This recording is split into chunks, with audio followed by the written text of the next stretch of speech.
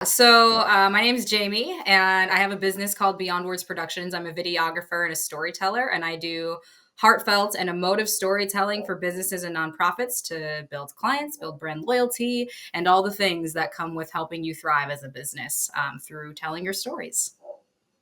I love it. I love it, man. And this is something that's super close to me because my background is digital media and production.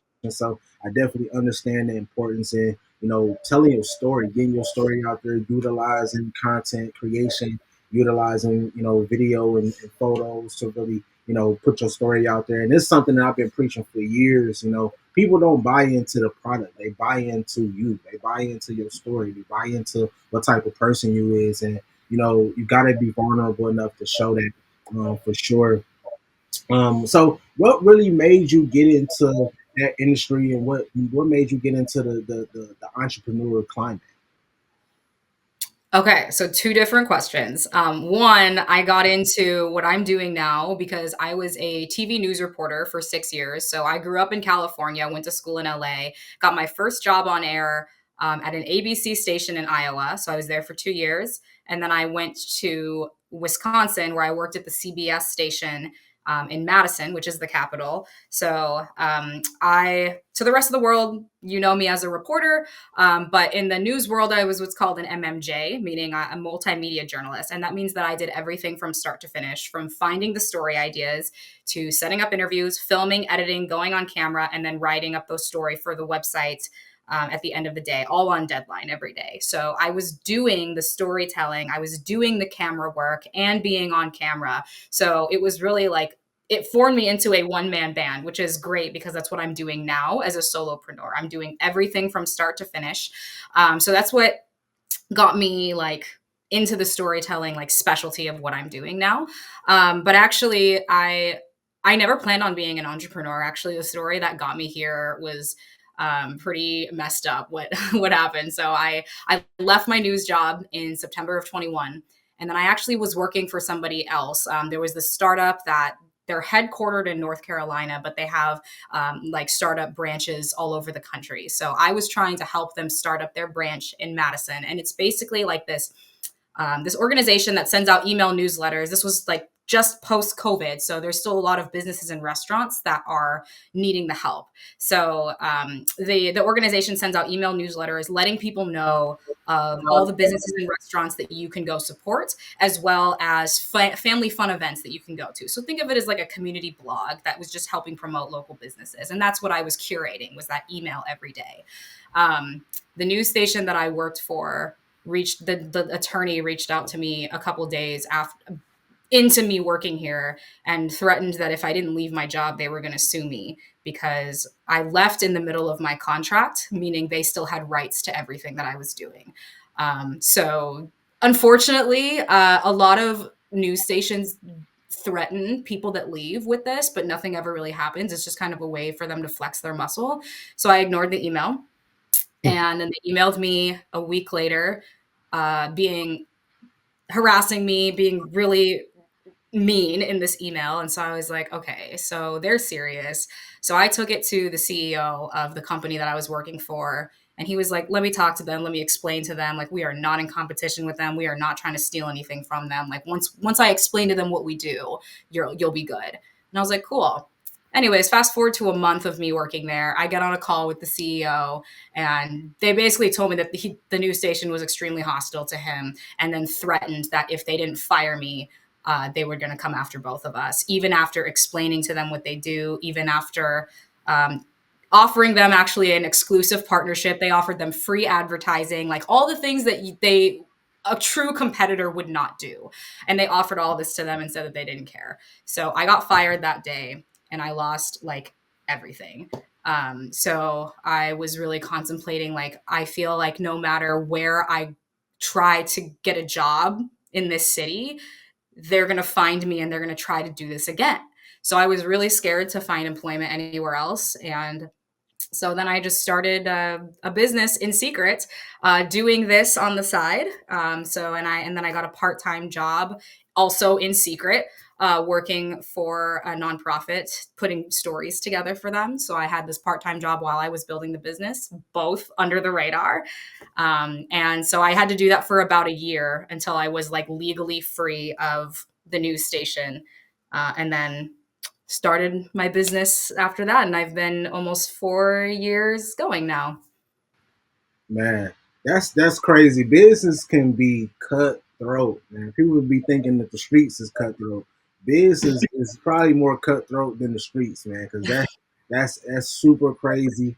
But you know, it's always a blessing in disguise, you know, when it comes to stuff like that. Because now, you know, you're doing these amazing things, and you know, you're working for yourself. I think you know that was another thing with COVID. You know, a lot of people went through a lot of crazy things through COVID and was forced out of their industries into another industry. And now they're, you know, they're living their best life. So everything happened for a reason, but that's cutthroat, man. It can be super cutthroat for sure.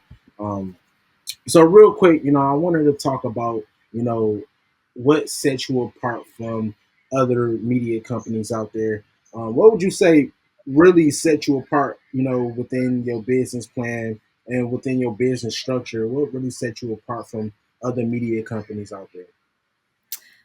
I think there's several things that sets me apart. One, I think my background in TV news reporting, a lot of the skills that I learned there very much helped me with what I'm doing now because lots of people can go out and buy a camera and press record, right? And lots of people nowadays are branding themselves as storytellers.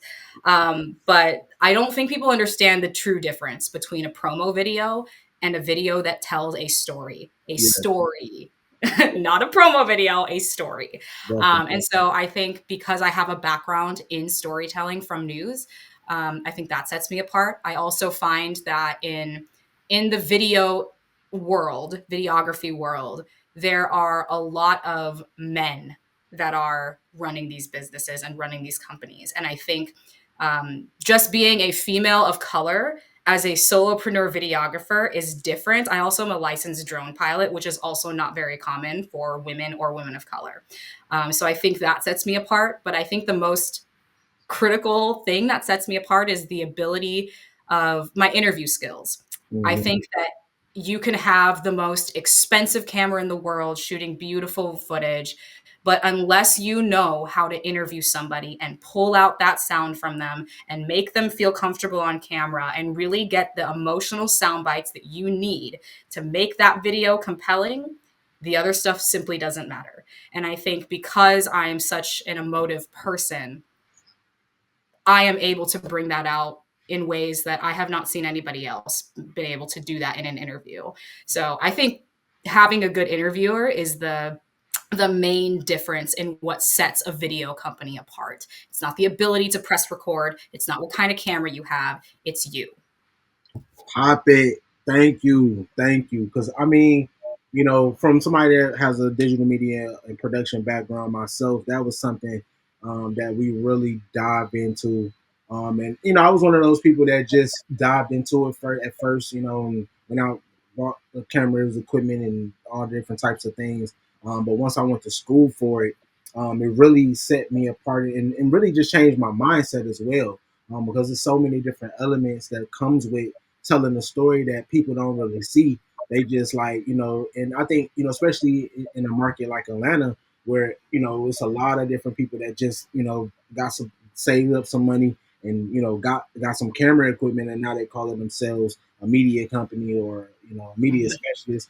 It gets crazy because they don't, it is a difference. And you could tell once you see the actual content, but I think, you know, that's something that the clients they don't really understand. And I think this Mhm. is something that I, you know, for years been trying to get clients to understand and breaking that down to clients. It's a difference from just somebody that has a camera and just have the equipment and push record versus somebody that can actually tell a story. It's all about lighting, composition, and the story. So you know, it's I think that's the main part. I'm glad you touched on that for sure. Um, Speaking of equipment, you know, we all know when it comes to, you know, digital media production, it can get expensive when it comes to these cameras and the lights Mhm. and everything like that. How did you go about securing funding for your business? So, let me just give you a little insight about where I was at when I started. I had $2,000 to my name total. So, think people think that when you are on TV that you make a lot of money, and I'm just here to tell you that's not true. Once you get to the national level and you're a national correspondent, sure, they're making good money, but people at the local level, no. My first job on air, I made $22,000 a year. I couldn't even afford an apartment for 750 a month. Like I had to get a cosigner because they wouldn't accept my salary. Man, By the time I left news, I had to beg for this amount, by the way. I was at 42,000. That's after 6 years of experience. And that's to most other industries that's entry level pay, yeah, right? But for news, that's what I was making. And I like to be transparent with that to show people where I was at financially and why I only had $2,000 total saved. Um, so thankfully, I did a lot of research and I found, websites online because I have probably like 40 to $50,000 worth of gear now. But when I started, I just started out with one camera, and even that was like 6 to 7 grand, right? That's 6 to 7 grand that I don't have. But the website that I found actually allowed payment plans. So you didn't have to put anything down. And you just, as long as you completed the payments within 12 months. And I'm like, okay, well, I have to have a camera for what I'm doing. I have to have a laptop.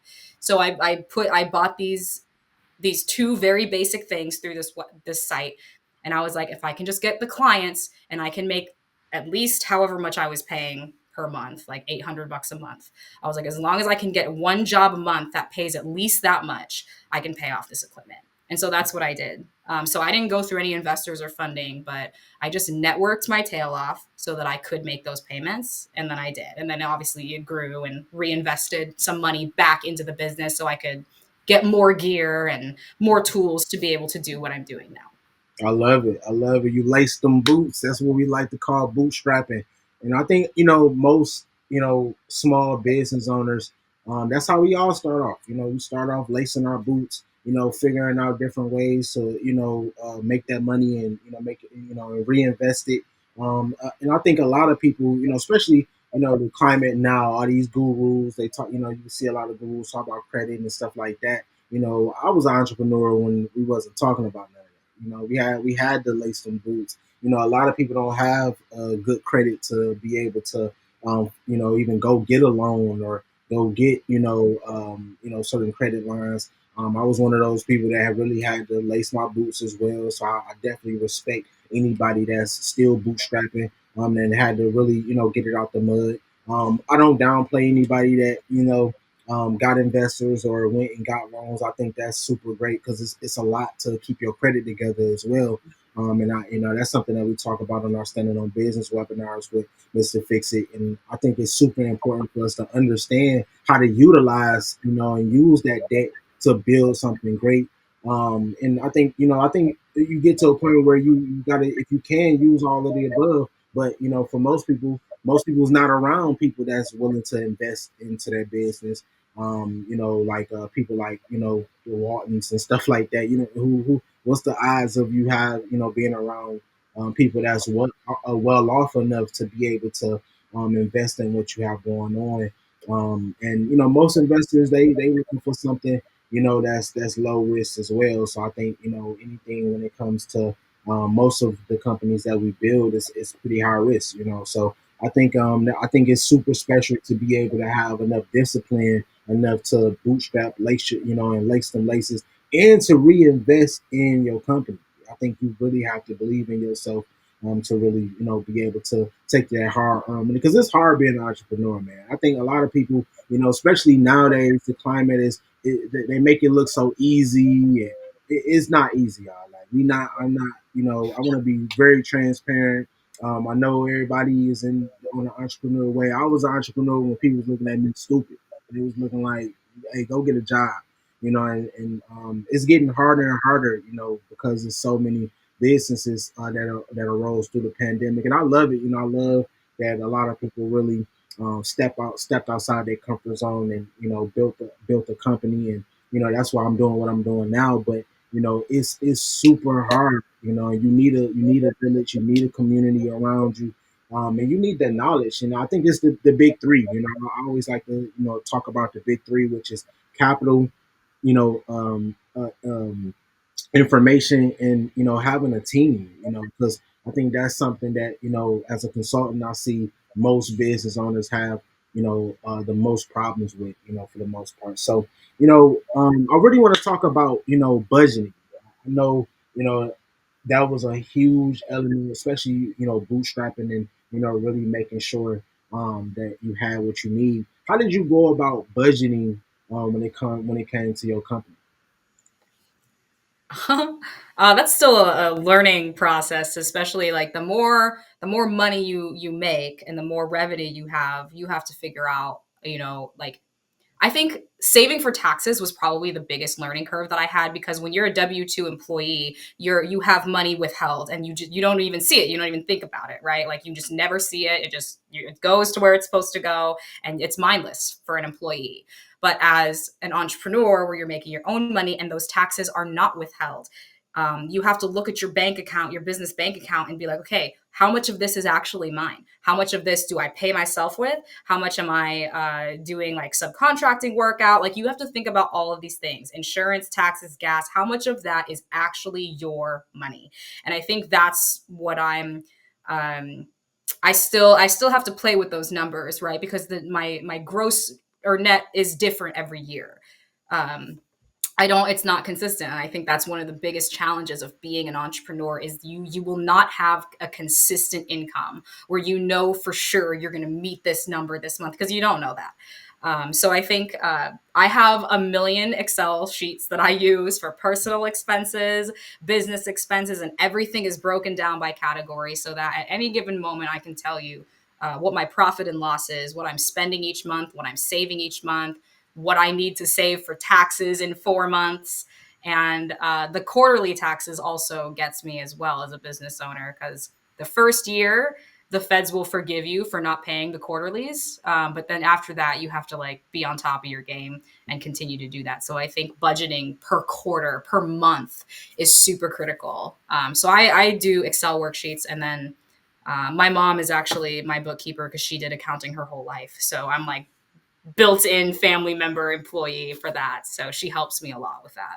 You lucked up, man. You lucked up for sure. I think that's Yeah. something that a lot of businesses have, especially small business have trouble with, man. Hey, them feds, they the biggest gangsters, man. They gonna come for you for sure, and we gotta stay on top of it. And I think it's super important to have those Excel sheets. I know a lot of my partners, talk about how it's easier to, pay your taxes quarterly, so it don't really pile up on you as much.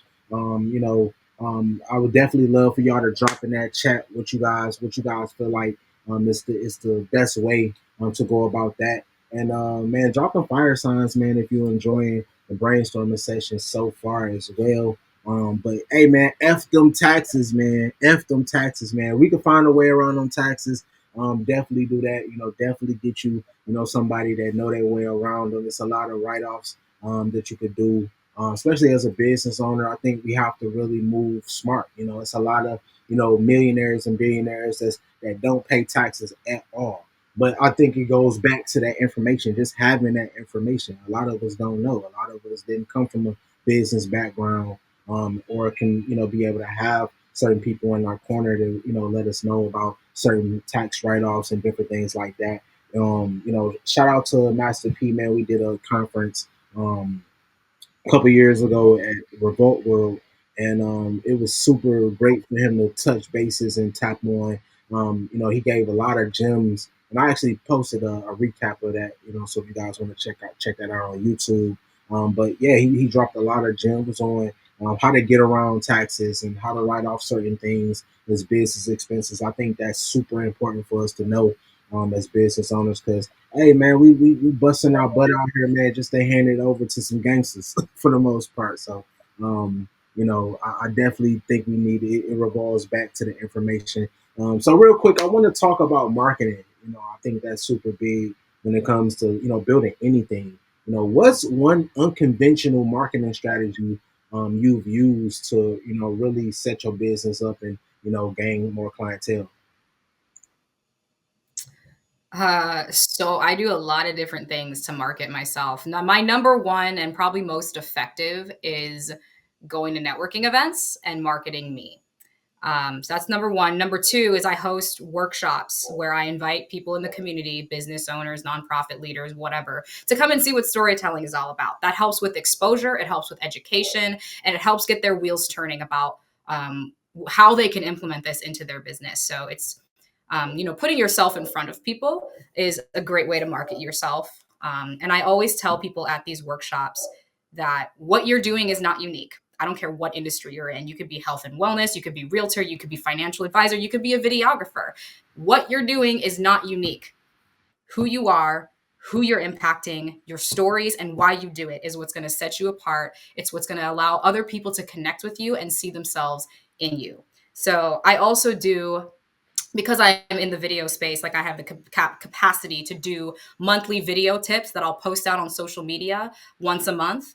And I do that for not only educational purposes and exposure purposes, but also the consistency of showing up constantly. So whenever somebody thinks about video or storytelling, I want you to think of me.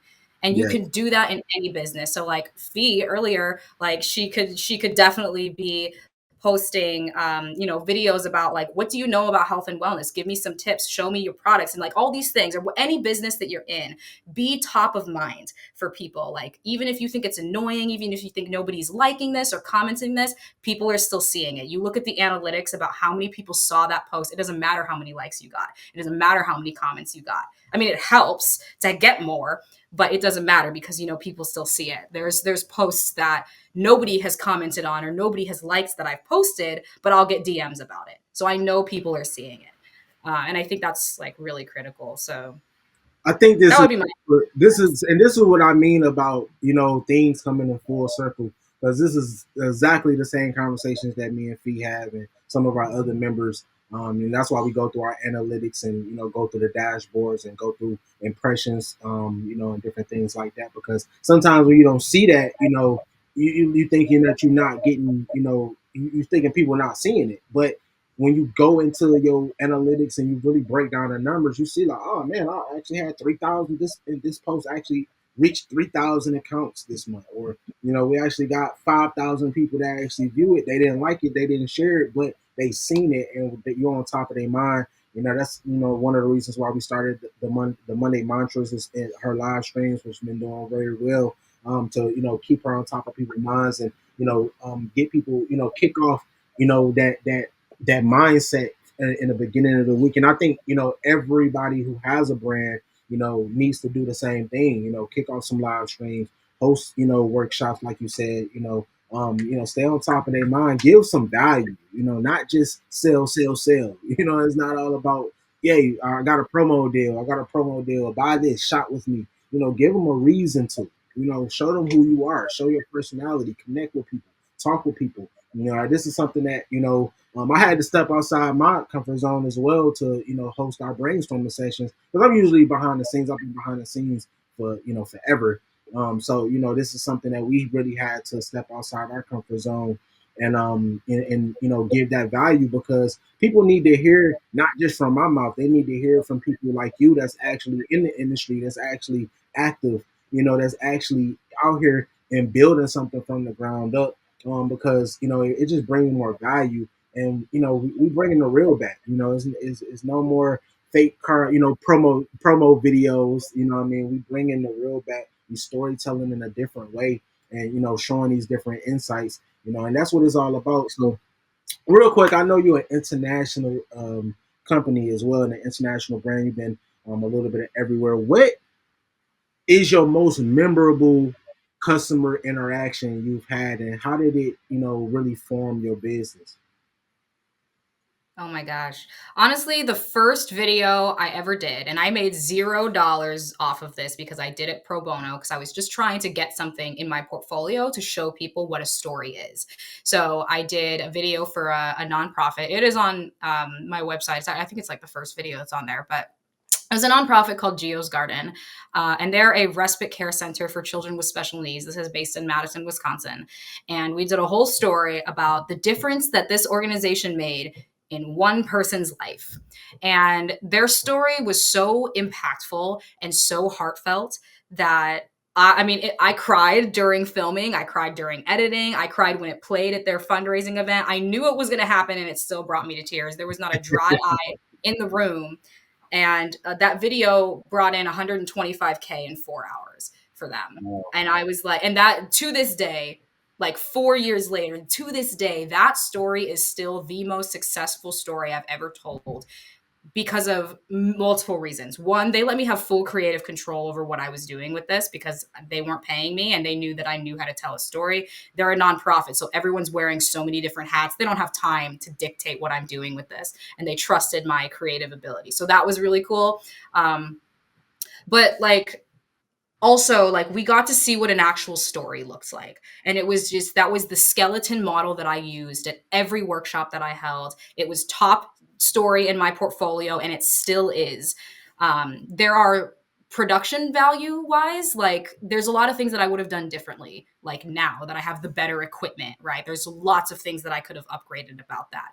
But my point is, your equipment doesn't matter. The story is what mattered. And to this day, I have much better equipment. And to this day, that story is still the most impactful thing that I've ever done. I've done Zoom interview videos that are more impactful than some of the things that I've shot on my super expensive cameras. Like, it doesn't matter. You just need the story. So Definitely. that interaction and that story was like what shaped my business and how I try to like market that to people. Like, this is what a story is. This is what a story looks like. So yeah, that was definitely like key moment for me.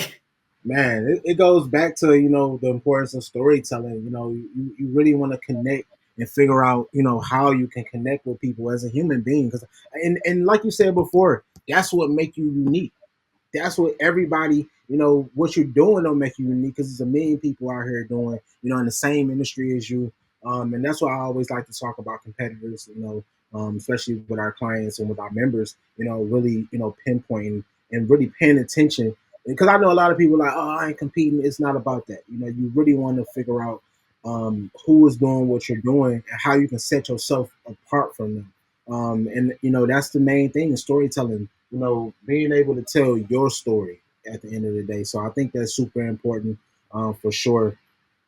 Real quick, I want to talk about mindset. So this is something that we've really been touching on a lot, these last few weeks.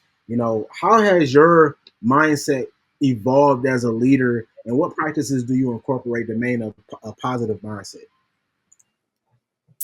I will say that I started my business with a very negative mindset, right? I started it out of a scarcity mindset. I started it with a struggling mindset. I started it like with the root of my why being a lot of the trauma that I had experienced as a child and as an adult.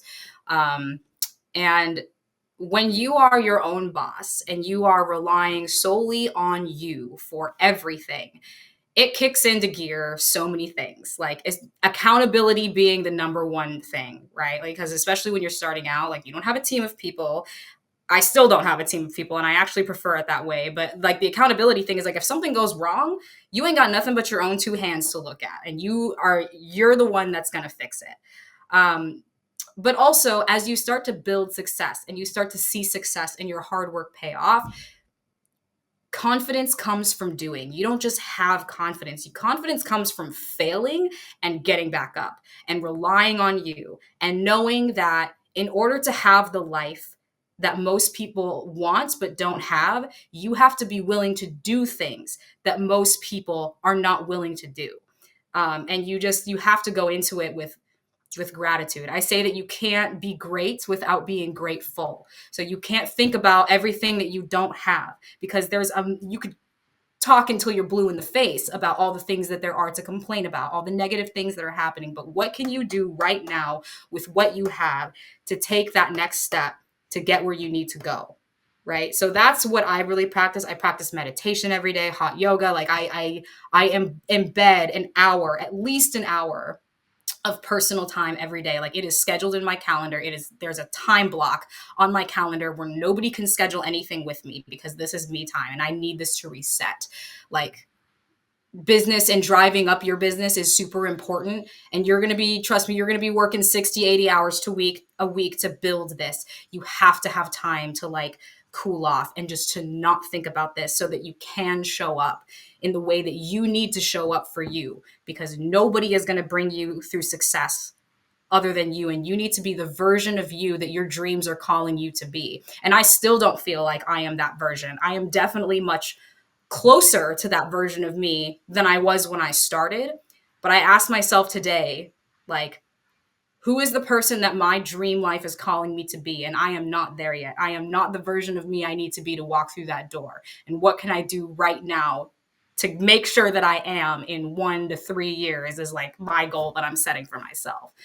So yeah, I'm all about positive mindset. I love that. I love that. That's something that I've been getting more into lately as well. This is something that I always come across when, I've been consuming a lot of mindset books and different things like that, talking about mindset a lot, in our brainstorming sessions.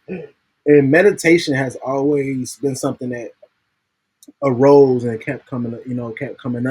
And, to be honest, I haven't always been somebody that even believed in the power of meditation. I always thought it was really some bullshit, to be honest with you. But I think by me practicing it and just I got to the point where it's like, man, this it keeps coming up. Why don't I try it? Like, why not? Like, what's it gonna hurt?